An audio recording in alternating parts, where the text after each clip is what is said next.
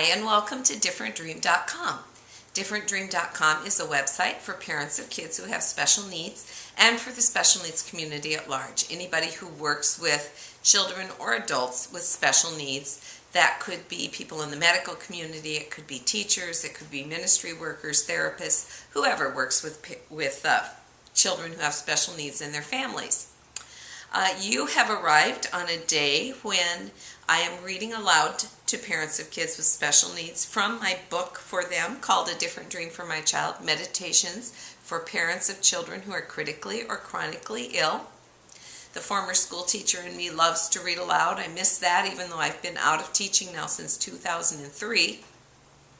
And so I decided that every Friday I will read aloud a devotional from my book to give parents just a chance to sit down and relax and let somebody else serve them. They're always so busy serving their families and their kids with special needs. Today, we are beginning a new section in the book. The first section was about receiving a diagnosis. Now we are going to go on to the second section of the book, which is all about children being in the hospital. Now, I know not all kids with special needs end up in the hospital, but they all do end up at the doctor's office or maybe have some tests or shots or whatever. And so this book applies to anybody who has to attend to a child with special needs in some sort of medical capacity. And the devotional we're going to be reading today is called Scrubbing In. Let us draw near with a sincere heart in full assurance of faith, having our hearts sprinkled clean from an evil conscience and our bodies washed in pure water. And that is Hebrews 10:22 from the New American Standard Bible. Our son was born on a Sunday shortly after midnight. Before midnight came again, he'd had his first airplane ride, undergone major surgery, and was recovering in a neonatal intensive care unit, NICU, 700 miles away from the hospital where he was born. Nearly 2 days later, yearning to see Alan, my husband and I, along with my mother and a cousin, arrived in the NICU where our baby was a patient. Alan's primary care nurse greeted us. "Before you see him, you need to scrub in and put on gowns." We all nodded and smiled, but my heart sank. I was desperate to see my baby. This silly hospital protocol was another delay that was keeping me from bonding with our son.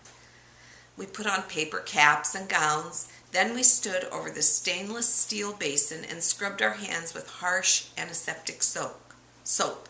Scrubbed for 5 minutes, the sign above the sink instructed. I dutifully lathered my hands and arms, but inwardly I fumed. I want to see my baby. My baby needs to see me. Why do I have to do this? Precious seconds of my son's life washed away while the soapy water swirled down the drain. I stood at the sink and I scrubbed, and my tears dropped hard and fast. They splashed onto my scrub brush and ran down my arm. As they fell, a new picture challenged my self-pity. I saw the germs on my hands being washed away, far from where they could weaken my helpless child. As the water gurgled down the drain, my thoughts no longer swirled around my emotions. Instead, I considered what was best for our baby. He needed parents washed clean of every speck of contamination that could compromise his health. He needed parents whose presence would strengthen rather than weaken him. In that moment, my attitude changed. I appreciated the hospital's efforts to protect our son from the germs on my skin. And suddenly, I also realized that my own inner being needed as much cleansing as my outer one, but no water the hospital provided could penetrate the deep recesses of my heart. So I asked the one who waters my soul to cleanse me. God, forgive me for putting my needs ahead of my son's. Wash me clean of such thoughts and teach me to be the mother he needs. The scrub sink protocol of 1982 is long gone. Replaced by other practices, research has proven more effective in protecting sick children. Some of the new rules and the procedures may seem pointless to you. They may even seem detrimental or cruel or painful. You may perceive them as a wall, an obstruction in your relationship with your child. You may be angry about the procedures like I was and think of the hospital as an enemy instead of as an ally. When those thoughts invade your heart, examine your inner being. Are you carrying the germs of a self-pitying victim mentality that could hurt your child's mind, much as any virus or bacteria could hurt his body? If so, ask the one who shed his blood to give you new life to sprinkle your heart clean of anything that might cause you to hinder your child's inward recovery. Ask him to strengthen you so you can anticipate and meet your child's physical, emotional, and spiritual needs. As long as you're in this hospital world, whenever you need his water, ask and ask and ask again. Let his love wash over you until you are ready to return to your child with a clean and quiet heart. Dear Father, this hospital world is strange to me, and everything that has happened is affecting my emotions and my attitude. Reveal and wash away any wrong emotions and wrong attitudes within me that could infect and weaken my child. Amen. Here's a few questions for you to think about as you're in this alien world of a hospital or taking your child in for some medical procedure.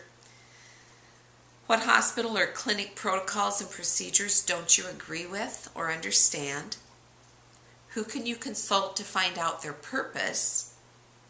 And how can you phrase your questions so they are concerned rather than combative?